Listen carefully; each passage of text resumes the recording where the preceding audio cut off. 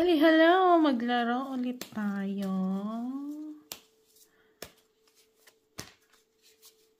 Ayan, sino kaya? Sino kaya? Sino kaya?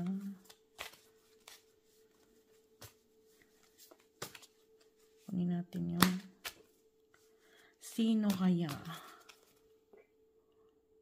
Oh, 9. Napabaliktad.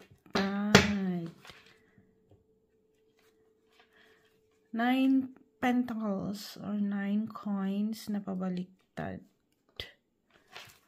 Ano ang meron ka? Anong meron siya? Tingnan natin.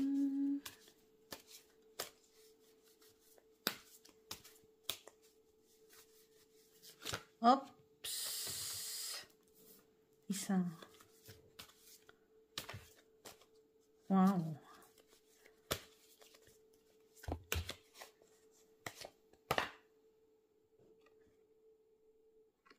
Wands.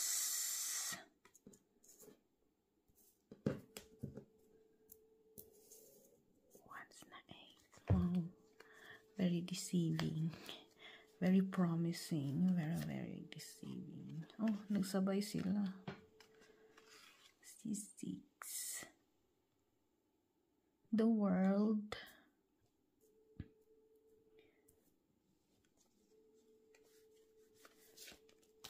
Anong meron sa future? Wow! Wow, wow! Wow, wow, wow. Sana all. Wow. Ano kaya? Ano kaya to? Oh?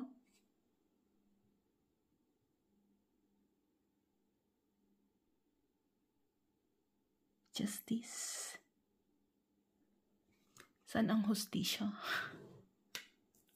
Maganda sana, pero bakit ganun siya? Ayusin muna natin. Nasaan ang hustisya? So, dito natin ilagay siya. Nasaan yung hustisya mo? Pero so far, so good. This is the best cards ever. For kay Virgo. Sa mga Virgo, may galod shout out po. At bago tayo mag-umpisa, ay ang disclaimer po natin. Ito ay isang laro lang po. Libangan. Gawin nating motivation. At gabay sa ating pang-araw-araw na mga gawain. Ganon. So, dito sa past mo, sabi niya, meron may isang bagay na may isang tao na naging inspirasyon mo o yung naging dahilan para makamit mo yung lahat ng ito. Ayan. Para lumaban ka sa buhay, para maging matibay yung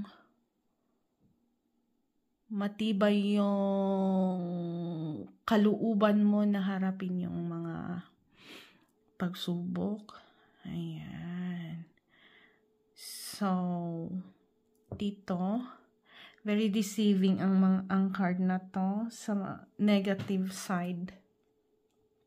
Ayan. Parang yung nasa paligid mo, mukha silang maganda, mukha silang mabait, pero very deceiving. Nakakalin lang yung pagiging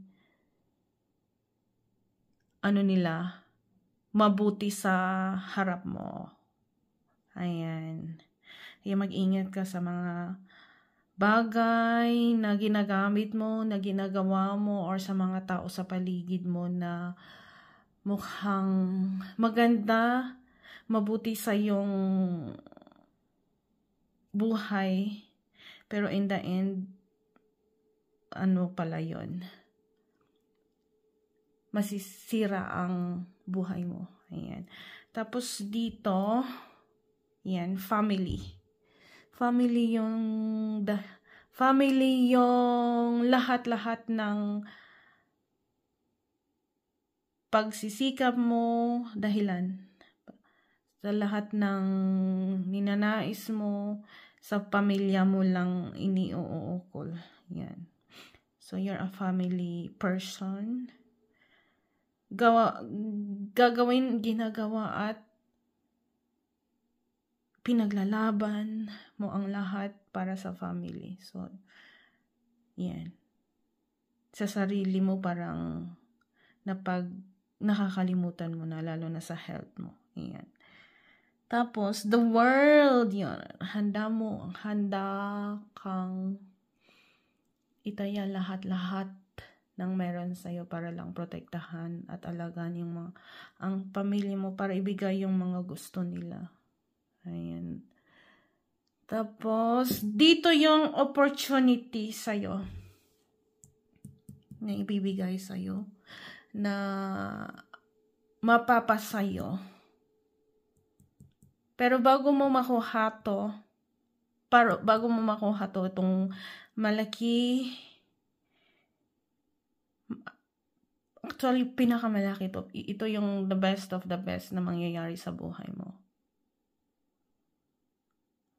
Pero bago mo makamtan yan, dadaan ka muna dito. Dadaan ka muna sa karayom. Hindi ka pwedeng mag-shortcut dito. Hindi pwede mong diretsohin lang yan. Hindi pwede. Dadaan ka muna sa karayom. So, ingatan mo yung kung ano yung pipiliin mo na makabubuti para sa future mo. Yan, ito yon. Ang opportunity ay minsan lang darating sa ating buhay. So, sulit-sulitin na natin. Kailangan natin yung very deceiving na mga tao, pangyayari, na mga kung ano man yan sa paligid mo. Huwag mong baliwalain. Ayan. Ayan, katuwang mo ang iyong pamilya para makamit ito. Pero sa buhay, hindi pwede ang shortcut. Meron siguro ang shortcut. Pwede mong i-shortcut ang mga pangyayari, mga ninanais mo, pero babaliktad yon. Yan, babaliktad ang mundo. Babaliktad ang mundo. Iikot yan. Hindi pang matagalan. Pero kung dadaan ka dito sa hirap, ayan, iikot lang yan, iikot ng iikot, sa'yo pa rin kakampi yung tadhana mo. Ayan. Pero kung babaliwalain mo at gusto mo ng shortcut, yan, ito yung mangyayari sa'yo. So, nasaan yung yung hustisya? Yan. Magsisisi ka, hahanapin mo na saan ang hustisya. So, be careful of what you wish for. Be careful of the things around you. Be careful of the people around you. Huwag kang magpadala sa mga magaganda at mabubuti na nakikita mo sa paligid mo. Yan, na mga mapaglinlang. Para makamit mo tong, yan, the wheel of fortune. Itong sa lahat ng ayan, di ba? Opportunities, lahat-lahat na success, lahat-lahat na blessings yan. Itong pinakamalaking blessings na matatanggap mo sa tanang buhay mo. Yan. Pero bear in mind, yan, meron ganito, meron lahat yan. So, nasa sa iyo kung anong landas ang pipiliin mo. Anong landas ang itutuloy mo? Anong landas ang tatahakin mo? Yan. So, good luck po!